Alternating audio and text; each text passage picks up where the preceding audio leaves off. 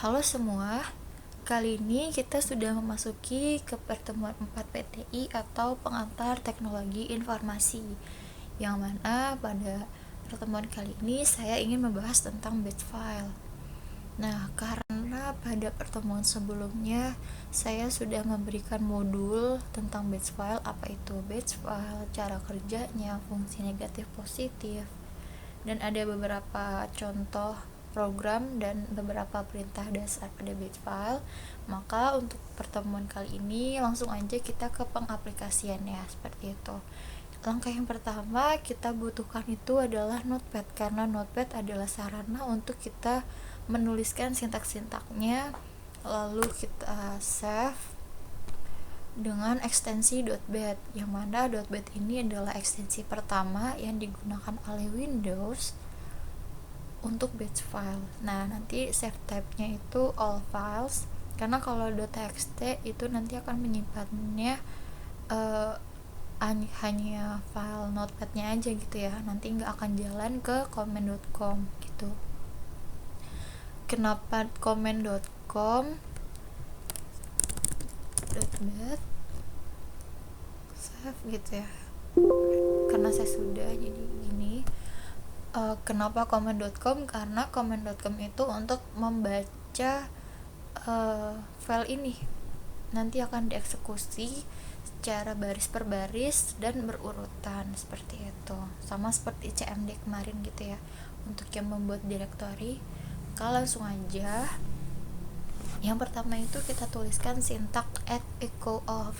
Nah, ini untuk menampilkan isi pesan ya ke layar. Tapi kalau misalnya kalau misalnya echo on di sini nanti seperti nama laptopnya atau nama usernya akan kebaca.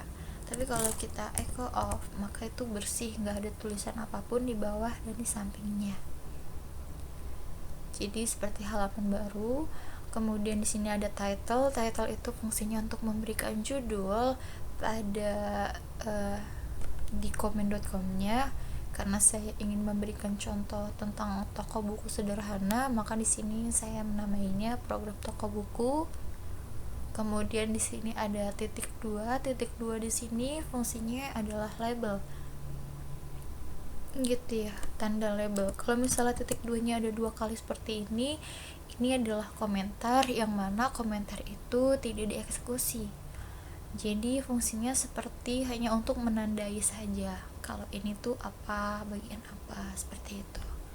Jadi kita pakainya itu tanda label, berarti titik 2 nya 1 kali.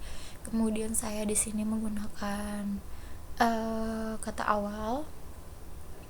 Kemudian di sini echo ini nanti akan menampilkan si garis-garis ini, karena fungsinya echo ini untuk menampilkan isi pesan ke layar gitu ya. Jadi ini sebenarnya untuk hanya memperbagus aja sih, agar lebih rapih sedikit gitu ya. Kemudian nama judul di atasnya, misalnya nama toko buku, di sini ditutup lagi. Kemudian bedanya di sini kan ada echo titik ya. Nah, bedanya echo titik dengan echo biasa. Kalau echo biasa itu menampilkan isi pesan hanya sebatas itu, tapi kalau misalnya echo titik itu seperti memberikan jarak ke bawah. Fungsinya berarti sama seperti dengan itu ya, enter gitu. Kemudian kita masuk ke menu si toko buku. Di sini echo tampilkan nomor 1 itu ada buku fantasi, terus yang kedua buku lain-lain, dan seterusnya. Kita kasih jarak lagi menggunakan echo titik, kemudian ditutup lagi dengan ini. Kemudian masukkan pilihan Anda di sini adalah setelah kita membuat menu ini, nanti kalau misalnya kita tekan 1 maka akan muncul menu-menu menu-menu yang ada di buku fantasi gitu ya, jenis-jenis buku yang ada di sini gitu, macam-macamnya. Kalau 2 buku lain-lain dan seterusnya, seperti itu. Kita tutup lagi. Kemudian di sini ada set P di sini fungsinya untuk memberikan nilai input gitu ya, memasukkan nilai input gitu. Di sini ada variabel, choose ini sebagai variabel, ini untuk kata-katanya. Nah, di sini ada if ini adalah memberikan kondisi tertentu, berarti kita ingin berulang gitu ya, seperti percabangan. Terus kita masukin variable choice-nya. Jangan lupa setiap kita memanggil variabel itu selalu diikuti oleh tanda persen ini ya, diawali tanda persen, ditutup juga tanda persen gitu, sama dengan 2 kali. Kalau satu itu kita go to itu berarti sintak melompat, ya sintak melompati ke label gitu. Go to fantasi. Kalau misalnya 2 berarti kan kesini yang buku lain gitu, dan seterusnya. Nah di sini juga ada go to ulang itu fungsinya nanti kita buat di bawah, yang mana nanti akan ada pilihan seperti ingin berbelanja lagi atau tidak, seperti pertanyaan berulang gitu ya. Nah yang pertama, kita setelah ini jangan lupa diberi jarak pakai eko titik, kemudian kita masukin label yang fantasi karena kan yang awal itu buku fantasi gitu ya. Kemudian diberi ini lagi supaya agak lebih rapi, terus buku fantasi pilihannya. Kemudian kita masukin nih macam-macam buku di fantasi. Misalnya ada buku Harry Potter harganya sekian, A Game of Thrones sekian, The Lord of the Rings sekian. Nah nanti di sini ada set P lagi untuk nilai input gitu ya. Kita choice, jadi setelah kita memasukkan pilihan ini, nanti kita disuruh milih nih, pilih mana gitu. Set 1 itu set fantasi Harry Potter.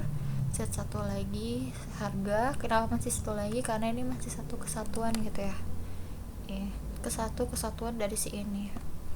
Kemudian kalau 2 berarti yang ini gitu ya, sama aja. Kemudian lagi kasih jarak pakai eko titik, kemudian CLS itu untuk menutup layar. Jadinya setelah kita proses tadi kan ada inputan gitu ya, nah nanti nggak akan ikut, setelah itu akan menampilkan si stroke. Jadi setelah CLS di sini nanti akan menampilkan si stroke-nya aja gitu, inputan yang tadinya tuh udah nggak ada gitu ya. Kemudian nama produk. Nah karena echo di sini berarti kan kita menampilkan si variabel gitu ya. Nama produknya apa? Fantasi. Kenapa fantasi? Karena di sini kita menggunakan label fantasi gitu. Kemudian set page. Nah set page di sini fungsinya kan tadi untuk memberikan nilai input gitu ya, masukkan nilai input. Di sini nama variabelnya jum sama dengan tulisannya jumlah produk. Ini nggak perlu diisi karena kita kan menginput ya, memasukkan nilai inputannya gitu. Kemudian echo harga satuan, masukin lagi variabelnya yang diikuti oleh tanda persen ini, tutup lagi dengan ini. Set P lagi untuk input si uangnya. Nah ini nama variabel uangnya. Kemudian set A itu untuk melakukan rumus-rumus gitu ya, melakukan perhitungan rumus untuk angka-angka lah gitu ya. Jadi set X di sini, set AX ini fungsinya, X ini nama variabel untuk total keseluruhan, total pembayaran, yang mana berarti kan jumlah dikali dengan harga gitu ya, dengan harga ini. Seperti itu. Set AY ini untuk kembalian di sini. Nah jadi uang dikurang si total pembayaran, terus ditutup, terus equal lagi, equal total pembayaran. Nah ini kan tadi untuk total pembayaran, jadi kita manggil si X, uang bayarnya kita panggil uang, dan eko kembaliannya kita panggil variabel y gitu ya. Tutup lagi, kemudian kita kasih jarak pakai eko titik, pause 0. Nah, kalau kita misalnya di sini pause doang, boleh atau tidak? Boleh. Tapi kalau pause doang nanti itu tuh untuk menekan tombol sembarang gitu ya. Atau nanti ada tulisan press any key to continue gitu. Kalau nggak ingin ada tulisan press any key to continue, ya kita pakainya pause tanda lebih dari kemudian 0. Kemudian CLS untuk membersihkan layarnya, kemudian go to awal. Kenapa go to awal? Karena ini kita kan punya si label awal gitu ya. Setelah ini selesai, nanti akan balik ke sini gitu loh.